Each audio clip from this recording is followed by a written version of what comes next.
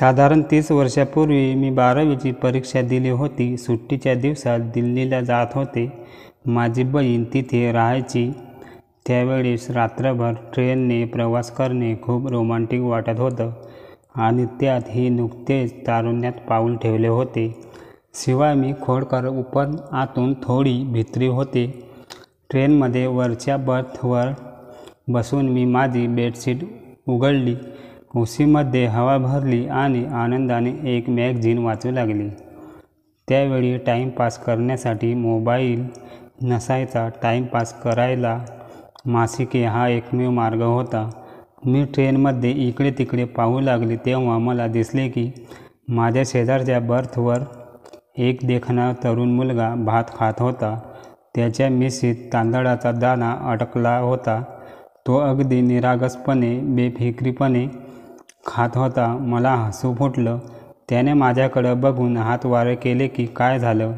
त्याच्या तोंडात भात होता. मी काहीच बोलले नाही आणि तोंडावर चादर पांघरून झोपू लागली. पण गुपचूप त्याच्याकडे बघत होती. माझ्यातील खोडकरपणा मला असे करण्यास मजबूर करत होता. तो खाऊन पिऊन हात आपल्या टी-शर्टला पुसून झोपी गेला. मी पुन्हा त्याला लपून छपून पाहत होते.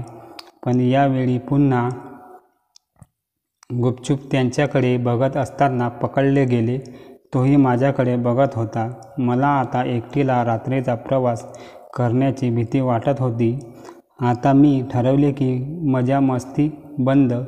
माहीत नाही तो काय समजेल. काही चुकीचे केले तर.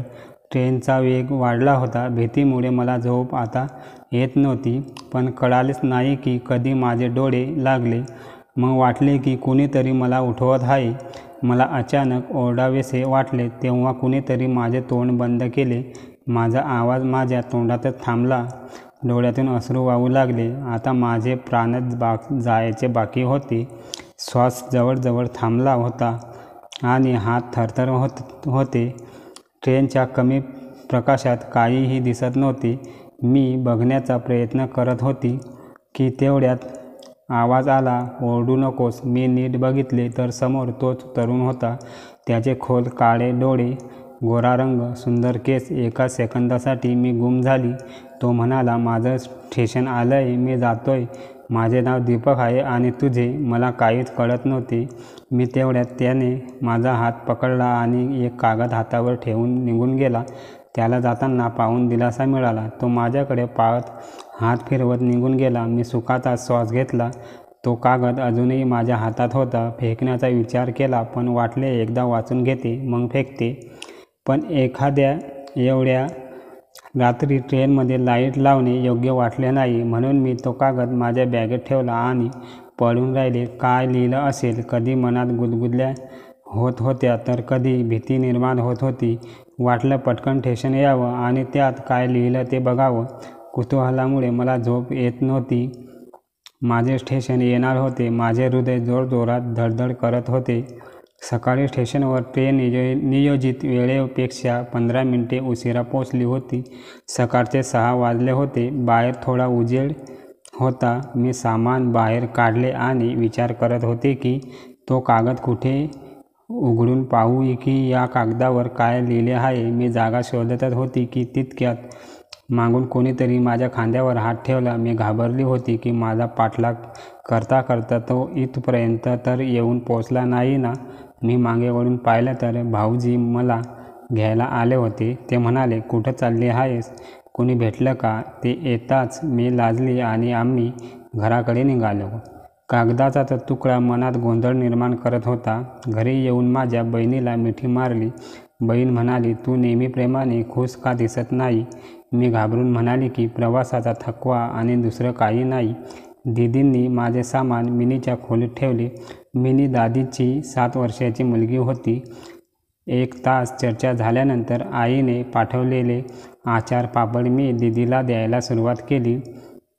आणखीन काही वस्तू देतच होते की तेवढ्यात मिनी माझे पर्स उघडू लागली. मावशी, माझी बाहुली आणली की नाही? मी जोरात किंचाळली. मिनी घाबरली आणि रागावत धापा टाकत बाहेर निघून गेली. तो कागद मिनीच्या हातात पडेल की काय अशी भीती मला वाटत होती. आता पहिली प्रायोरिटी होती मिनीला पटवणे, नाही तर माझी अवस्था आणखी बिघडणार होती. मिनीला तिच्याकरता आणलेली बावली दिली आणि सर्व आंब्यांचे पापड आणि चिंचेच्या गोळ्या काढून तिला दिल्या. तेव्हा कुठे जाऊन मॅडम मानल्या. मिनी माझ्या खोलीतून बाहेर जातच नव्हती. ती कधी तिच्या शाळेची गोष्ट सांगायची, तर ती कधी डोळे मिटून शिक्षकांची नक्कल करायची. आम्ही त्यांचा आनंद घेत होतो, पण त्या कागदामुळं माझं मन कुठेच लागत नव्हतं. विचार केला की आंघोळीला जावं आणि बाथरूममध्ये आरामात तो कागद वाचावा. कपडे काढले आणि गुपचूप पर्समध्ये तो कागद शोधू लागली. पण हे काय, तो कागद पर्समधून गायब. सर्व पर्स उलटपालट केली, पण तो कागदाचा तुकडा कुठेही सापडला नाही. मग मी माझ्या बहिणीला झाडूने कागद घेऊन जाताना पाहिली. मी धावत जाऊन त्याला उचलले आणि छातीशी घट्ट मिठी मारली. जणू काही माझा विसरलेला मित्र सापडल्यासारखं वाटलं. माझ्या श्वासात श्वास आला. काही हरवलेले आहे का, काय होतंय ते दीदीला समजलं नाही. मी तिला कसं सांगणार की हो, माझी शांतता हरवली आहे. तो तुकडा सांभाळत बाथरूमच्या दिशेने धावत गेले. बाथरूममध्ये कपडे लटकवले. जसा तो कागद उघडला, मी डोक्याला हात लावला. बटाटा 12 रुपये किलो, टमॅटो 30 रुपये किलो, तांदूळ 31, त्यात घराचा हिशोब लिहिलेला होता. तो मला हे काय देऊन गेला. मग मला समजले की हा तो कागदाचा तुकडा अजिबात नव्हता. दीदीच्या कुठल्या तरी भाजी रेशनचा हिशोब होता. पण तो कागद गेला कुठे. आता बाथरूममध्ये आल्यावर आंघोळ तर करावीच लागणार होती. आंघोळ करूनही ती फ्रेशनेस नाही आली. बाहेर पडली तेव्हा बहिणीला आश्चर्य झाले की आंघोळीसाठी 1 तास लागणाऱ्या मुलीने 2 मिनिटात कशी आंघोळ केली. मी उदास झाली होती. पुन्हा मी माझे सर्व सामान उलटपालट केले, चांगल्या प्रकारे तपासले, पण तो कागद काही केल्यास सापडत नव्हता. दिवस जात होते. आता दिल्लीला येण्याचा, फिरण्याचा माझा सगळा उत्साह मावळला आहे. प्रत्येक वेळी माझे हृदय म्हणत होते की कदाचित त्याने त्याचा पत्ता किंवा फोन नंबर दिला असावा, किंवा त्याने त्याचं प्रेम व्यक्त केलं असावं. माहीत नाही माझे हृदय किती वेळा कितीतरी कथा रचत होते. प्रत्येक वेळी माझी कथा अपूर्ण राहिली. तो कागदाचा तुकडा शेवटपर्यंत सापडला नाही. वेळ गेला आणि मी शाळेतून कॉलेजमध्ये आले. मी खूप चांगले मित्र बनवले. सगळे चांगलेही होते. पण आजही मला तो मुलगा ट्रेनमध्ये दुरूनच कागद हलवत असताना दिसत होता आणि म्हणत होता की तुला माझ्या हृदयाचा तुकडासुद्धा सांभाळता आला नाही. माझ्या मनात काय आहे ते समजू शकले नाही. अनेकदा तो प्रश्न विचारायचा आणि माझ्याकडं उत्तर नसायचं. त्याचा तो कागद माझ्यासाठी एक कोडे बनला होता. माझं मन मला सांगत होतं की काश त्याच्याशी एकदा तरी माझी भेट होऊ देत, जेणेकरून मी त्याला विचारू शकेल की त्याने त्या कागदावर काय लिहिले होते. वेळ गेली आणि मी माझे ग्रॅज्युएशन पूर्ण केले आणि पोस्ट ग्रॅज्युएशनसाठी दुसऱ्या कॉलेजमध्ये प्रवेश घेतला. पप्पा आता माझ्या नात्यांबद्दल बोलू लागले. मी ठरवलं होतं की मी माझे पोस्ट ग्रॅज्युएशन पूर्ण करीन, त्यानंतरच मी लग्नाचा विचार करेन. मी माझ्या अभ्यासात पूर्णपणे मग्न असायची. कोणावरही प्रेम करायला वेळच मिळत नव्हता. माझ्या सर्व मैत्रिणींचे कोणाशी ना कोणाशी अफेअर होते. पण मला अजूनही त्या ट्रेनमधील रात्रीचे कोडे सोडवता आले नाही. कधी कधी त्या काळात परत जाऊन तो क्षण पुन्हा जगावं असे वाटायचं. पण हे केवळ कथांमधूनच शक्य होते. दरम्यान माझी बेस्ट फ्रेंड राधिका हिचे नाते पक्के झाले. वाटले की आता आयुष्यात काहीतरी बदल होतील. आम्ही दोघीही लहानपणापासून एकत्र राहत होतो. आम्ही 2 शरीर 1 आत्मा होतो. ती खूप सुंदर होती होय. ती अभ्यासात थोडी कमजोर होती, पण तिचे मन खूप चांगले होते. आता ती पूर्ण वेळ तिच्या भावी नवऱ्याबद्दल बोलायची. त्यामुळे मोबाईल फोनअभावी लँडलाईनवर मोठ्या कष्टाने संवाद साधावा लागत होता.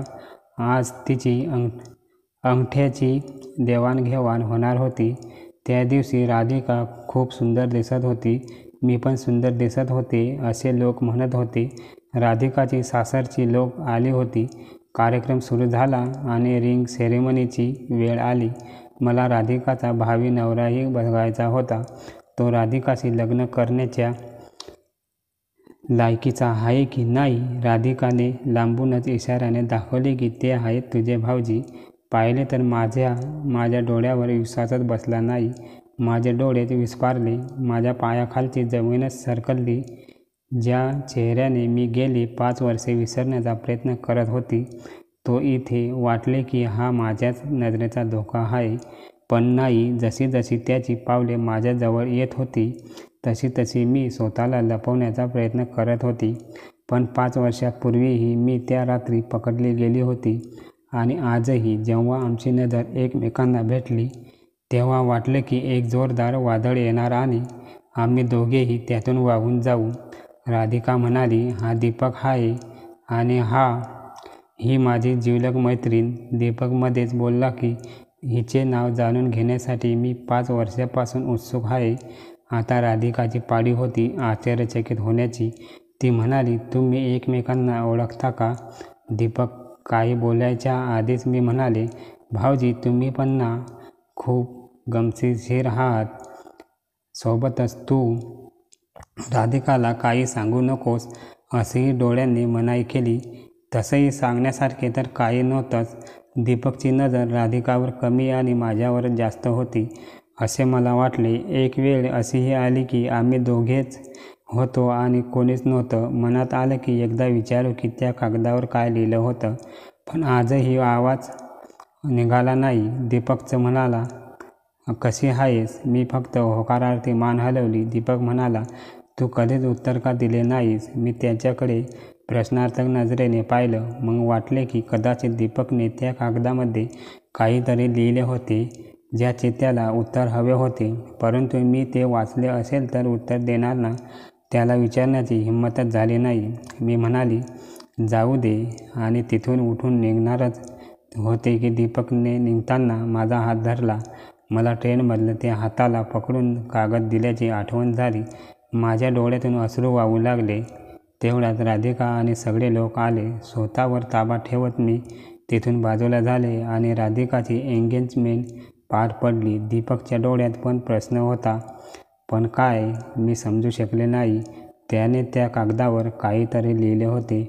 कदाचित त्याने त्याचे प्रेम व्यक्त केले असेल आणि त्याला माझ्याकडून उत्तर हवे असेल. पण आता तो माझ्या मैत्रिणीचा लाईफ पार्टनर बनणार होता. पण हृदय म्हणत होतं की झाला तर नाही ना. मेंदू सांगत होता की आता काहीच होऊ शकत नाही. पहिल्या नजरेतील प्रेम फक्त कथांमध्ये चांगले दिसते. मेंदू म्हणत होते की ते फक्त आकर्षण होतं. पण हृदय उत्तर द्यायचं की नाही. गेल्या 5 वर्षात ती कुठे विसरून शकली आणि दीपकच्या नजरेतूनही तो तिला शोधतोय असंच वाटत होतं. पण का? असं काय झालं होतं की त्या रात्रीत की आमच्या डोळ्यांची नातं निर्माण झालं होतं की ते नातं अजूनही चालूच होतं. संपूर्ण कार्यक्रम पार पडला तेव्हा राधिका म्हणाली की दीपक खूप छान लिहितो आणि गातोसुद्धा. सगळे लोक गाणे ऐकण्यासाठी जिद्द करू लागले. दीपकने गाणे सुरू केले, कोई जब तुम्हारा हृदय तोड़ दे, तड़पता हुआ जब कोई छोड़ दे, तब तुम मेरे पास आना प्रिय, मेरा दर खुला है, खुला ही रहेगा तुम्हारे लिए. गाणं काय होतं? हृदय बाहेर काढून ठेवल्यासारखं वाटत होतं. टाळ्यांचा गडगडाट झाला. दीपक माझ्याकडेच बघत होता.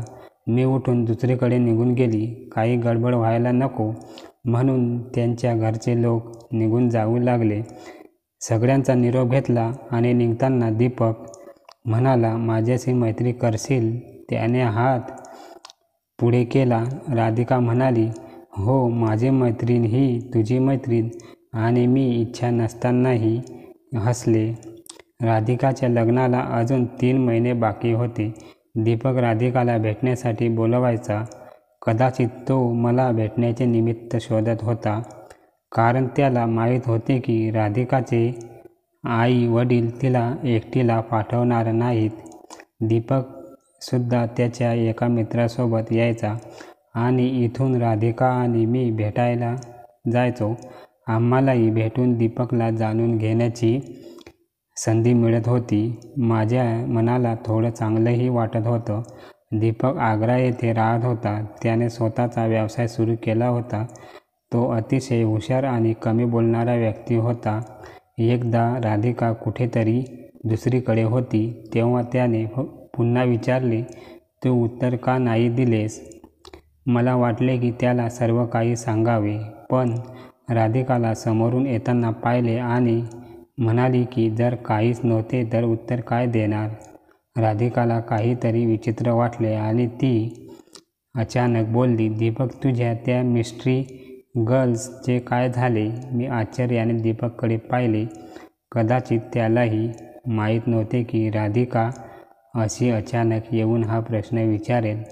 राधिका म्हणाली, तुला माहीत आहे, पहिल्या भेटीतच दीपकने मला स्वतःबद्दल सगळं सांगितलं. दीपकला एक मुलगी आवडली होती, पण दीपकसाठी ती एक मिस्ट्री बनली आहे.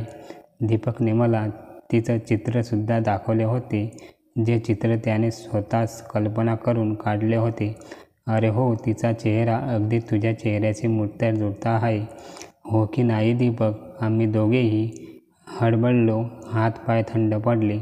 मी राधिकाला म्हणाली, चल आता, खूप उशीर झाला आहे. घरी पोहोचेपर्यंत संध्याकाळ झालेली असेल. मग काका काकू मला शिव्या देतील. त्या गोष्टीमध्ये मी यशस्वी झाली होती, ज्या गोष्टींचे स्वरूप मला बदलायचे होते.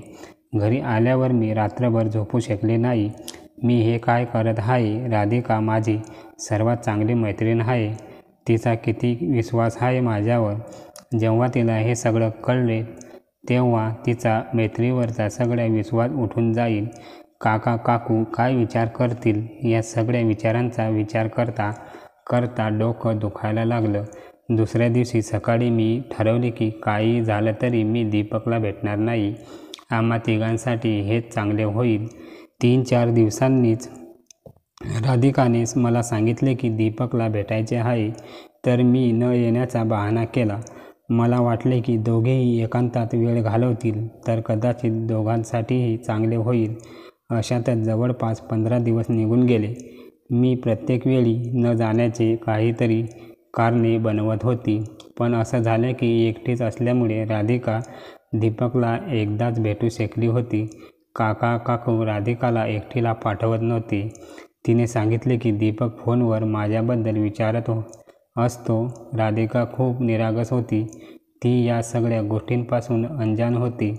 अचानक मी तिला विचारले की राधिका, दीपकला त्याची मिस्ट्री गर्ल भेटली का? राधिका म्हणाली, अरे सोड ना, 5 वर्षात भेटली नाही तर आता काय भेटणार आहे? आणि जरी भेटली तरी काय होणार?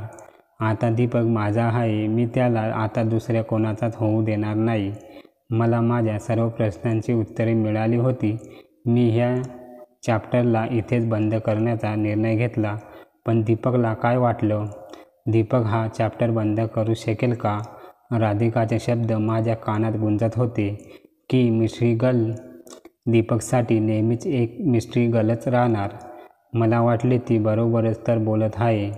राधिका तर तिची सगळ्यात जिवलग मैत्रीण आहे. दीपकचं काय आहे? ट्रेनमध्ये झालेल्या एका छोट्याशा भेटीसाठी मी आपल्या मैत्रिणीचे आयुष्य धोक्यात तर घालू शकत नाही ना. असेच माझे 15 दिवस निघून गेले.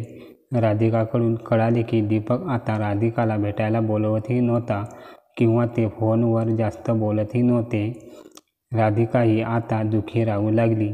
ती म्हणाली, माहीत नाही का, दीपक आता बदलला आहे. लग्न जवळ येत आहे आणि दीपकमध्ये कोणताही उत्साह दिसत नाही.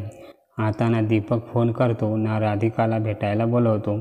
काय करावे आणि काय करू नये हेच समजत नाही. दीपकला नेमकं काय हवे आहे? तो हे सर्व का करत आहे? दीपकला कळत का नाही की त्या रात्री ट्रेनमध्ये दोघांची फक्त नजरानजर झाली. त्याच्या डोळ्यांची भेट हा केवळ एक सुंदर योगायोग होता, जो दोघांनाही विसरून पुढे जावे लागणार आहे. अन्यथा बरीच कुटुंब विस्कळीत होतील आणि इतरांची बहुधा घेऊन आपण आनंदी राहू शकणार नाही का? वेळ जात होता. राधिकाचे दुःखही काळानुसार वाढत होते. त्या प्रिय मैत्रिणीच्या मनावर चिंतेच्या रेघा उमटल्या. एके दिवशी ती रडत म्हणाली की दीपकला त्याची मिस्ट्री गर्ल सापडली आहे, म्हणूनच तो तिच्याशी बोलत नाही. मी दीपकशिवाय राहू शकत नाही. आताच ही परिस्थिती आहे तर दीपक लग्नानंतर माझ्याशी बोलेल की नाही तू सांग. मी काय करू? राधिकाचे शब्द माझ्या मनात येणाऱ्या वादळाची भीती निर्माण करत होते.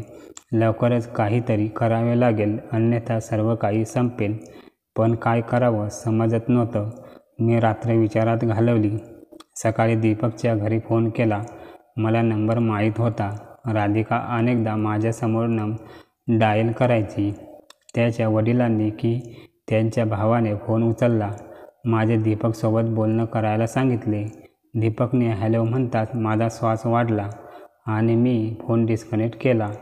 नाही, मी दीपकशी बोलू शकत नाही, पण बोलावं तर लागणारच होतं. दुसऱ्यांदा फोन केला. यावेळी दीपकने फोन उचलला. मी बोलण्याआधीच तो बोलला, मला माहीत आहे की कोण बोलत आहे. फोनवरही मी तुझ्या हृदयाचे ठोके अनुभवू शकतो. आज संध्याकाळी 5 वाजता ग्रीन पार्कला ये, असं एका दमात म्हणाला आणि फोन ठेवला. घड्याळ थांबल्यासारखी वाटत होती. त्यामुळे घड्याळाकडे आज पुन्हा पाहिल्यानंतर मला कळाले की 1 तासात 7 मिनिटे आणि प्रत्येक मिनिटात 60 सेकंद असतात. मी अर्धा तास आधी पोहोचली होती.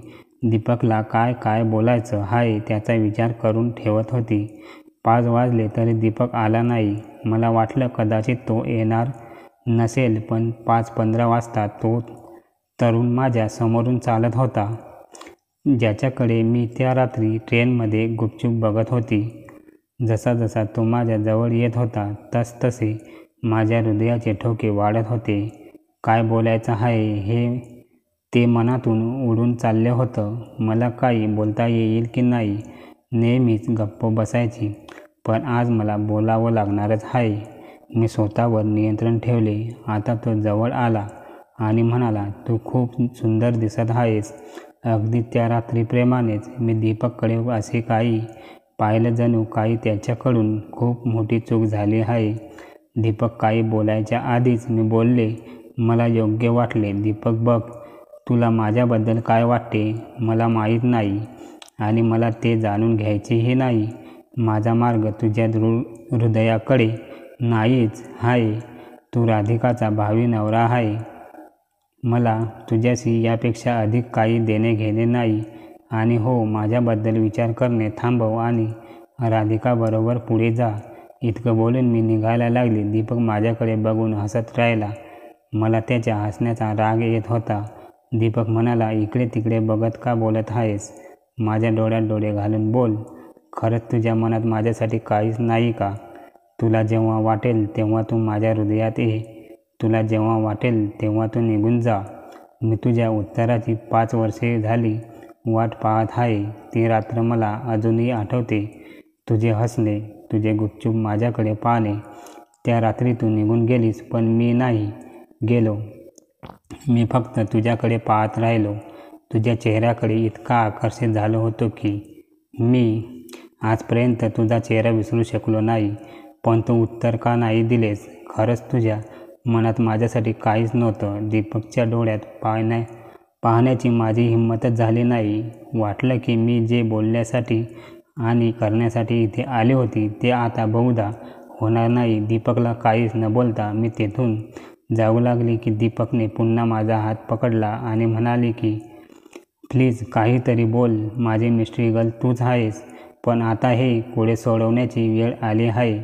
मी पुढे कसा जाऊ? जसं तू तुझ्या प्रेमाच्या जाळ्यात मला बांधून ठेवले आहेस, तसं मला यातून मुक्त करून स्वतःही मुक्त हो. मी काय बोलू? मला खूप काही बोलायचं होतं. सगळं काही सांगायचं होतं, पण राधिकाचे अश्रू मला थांबवत होते. राधिकामुळे मला काहीच बोलता येत नव्हतं. मी म्हणाली, तुला जे काही समजायचं आहे ते समज, पण माझा आणि तुझा रस्ता कधीच एक होणार नाही. आणि मी उठून जाऊ लागले की तेवढ्यात मागून आवाज आला, ठीक आहे, तुला माझं काही ऐकायचं नाही, नको ऐकू, पण एक गोष्ट ऐकून जा. मी आजच राधिकासोबत माझे लग्न तोडत आहे. दीपकच्या शब्दांनी माझे पाय तिथेच थांबले. मी पुढे जाऊच शकले नाही. दीपक हे काय बोलून गेला? तो मला अशा 2 रस्त्यावर का उभा करत आहे? जिथून कुठल्या वाटेने जायचे ते समजत नव्हते. दीपक परत जाऊ लागला. मी घाबरले की त्याने खरोखर राधिकासोबतचे नाते तोडायला नको. मी धावत त्याच्याकडे गेली. आज पहिल्यांदाच मी त्याचा हात पकडला. त्या हाताला पकडून मला वाटले की आता मला कोणाच्याही आधाराची गरज नाही. पण नाही, हा तर दुसऱ्याचा आधार आहे. दुसरं कोणी नाही तर माझी बेस्टी, माझी जान राधिकाचा. दीपकने माझ्या डोळ्यात पाहिले, ज्यात 2 मोत्यासारखे अश्रू टपकत होते. त्याने माझा हात धरला, मला बसवले. मग तो म्हणाला, तू माझ्यासाठी कोडे का बनली आहेस? जेव्हापासून मी तुला भेटलो तेव्हापासून तू माझ्यापासून सर्व काही हिरावून घेतले आहेस. तुला माहीत आहे, मी खूप चांगला आणि बिनधास्त मुलगा होतो. पण जेव्हापासून तुला पाहिले आहे, काय झाले माहीत नाही.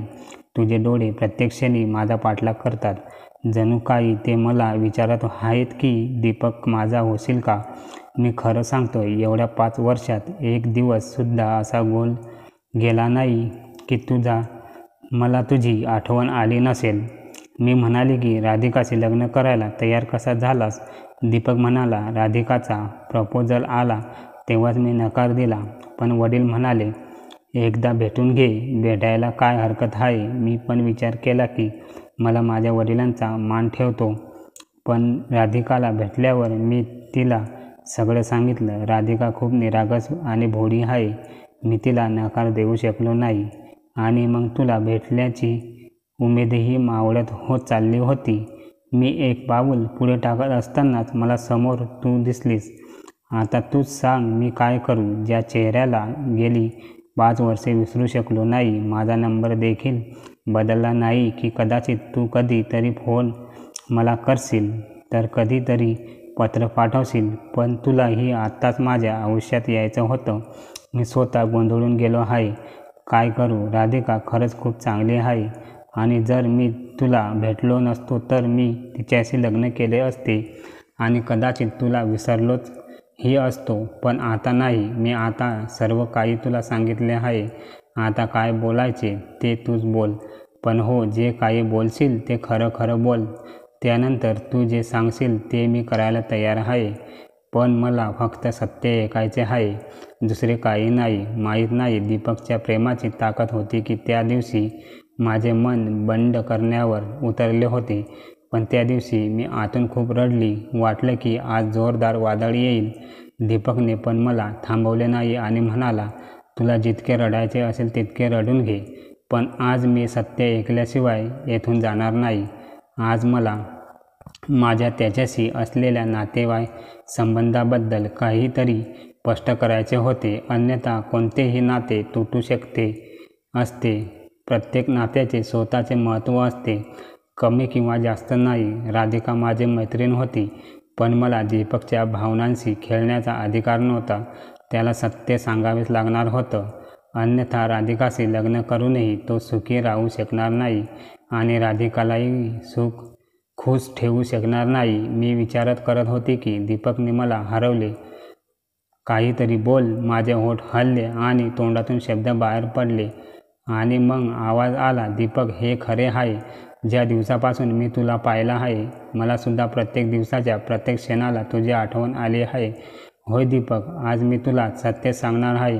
त्याचा परिणाम काहीही असो, तो मला मंजूर आहे. पण आता मी गप्प बसणार नाही. तुझ्या प्रत्येक प्रश्नाचं उत्तर मी देईल. दीपक, त्या रात्री मी तुझ्याकडे पाहिलेही त्या वयाची खोड होती.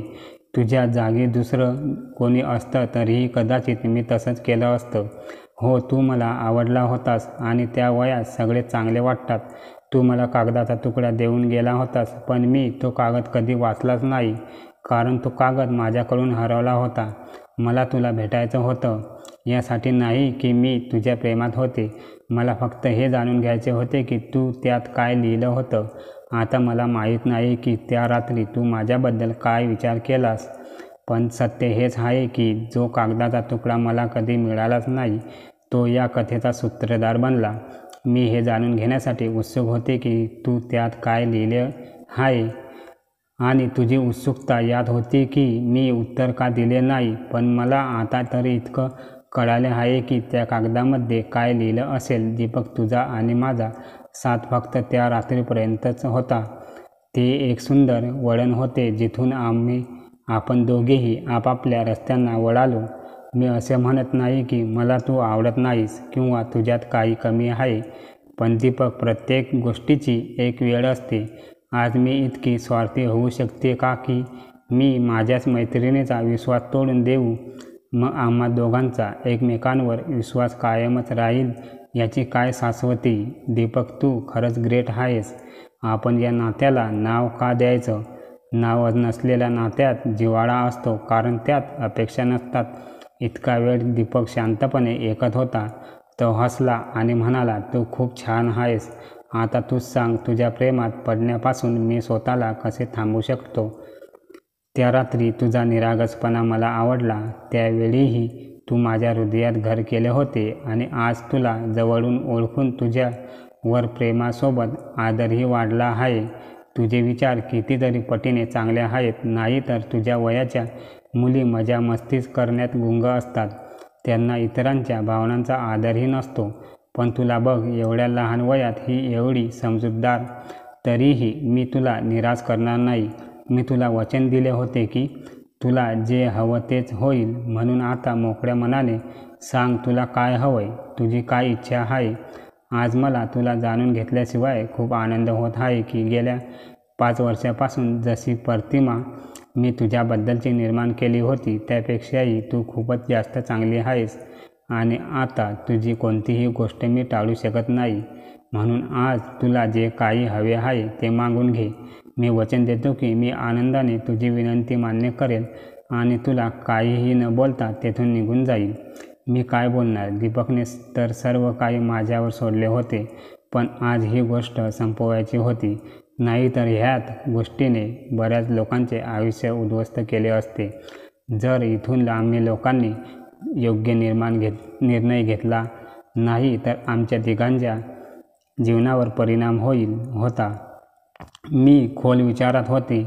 दीपकने मला माझ्या विचारातून बाहेर काढले आणि म्हणाला, बोल, तुझी काय इच्छा आहे? मी म्हणाले, दीपकने, माझ्या इच्छेने काहीही साध्य होणार आहे याने काही फरक पडत नाही. तेच व्हायला हवं जे योग्य आहे आणि ज्यात सगळ्यांनाच आनंद आहे.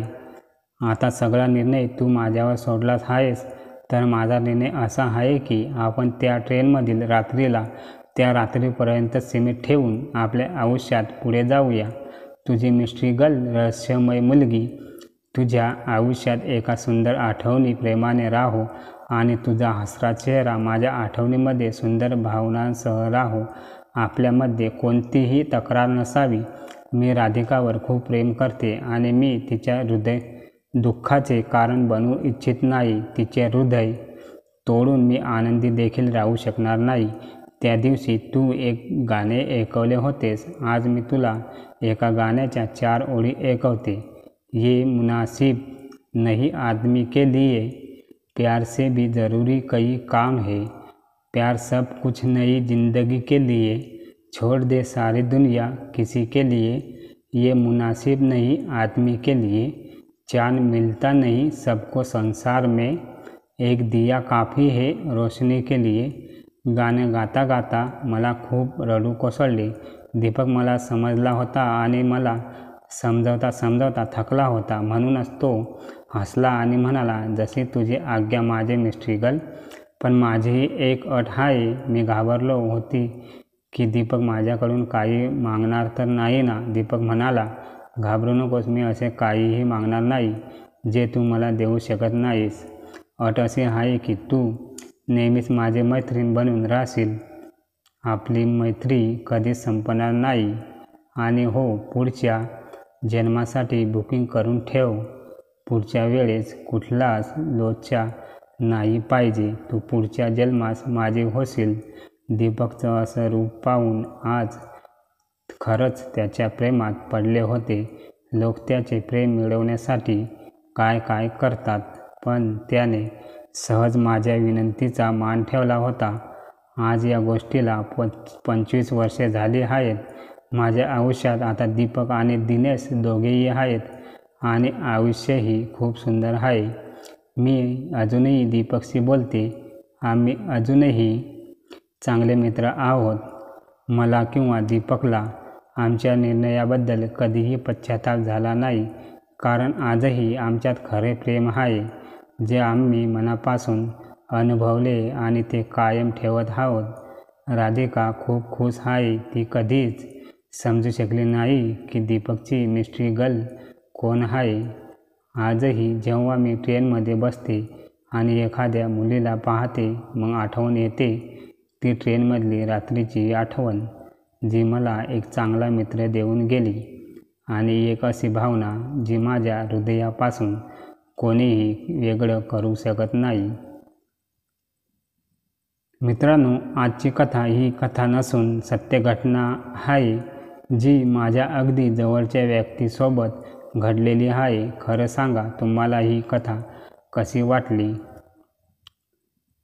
मित्रांनो, तुम्हाला ही कथा चांगली वाटली असल्यास माझ्या चॅनलला सबस्क्राईब करा आणि आपल्या मित्रांना ही कथा शेअर करा. धन्यवाद.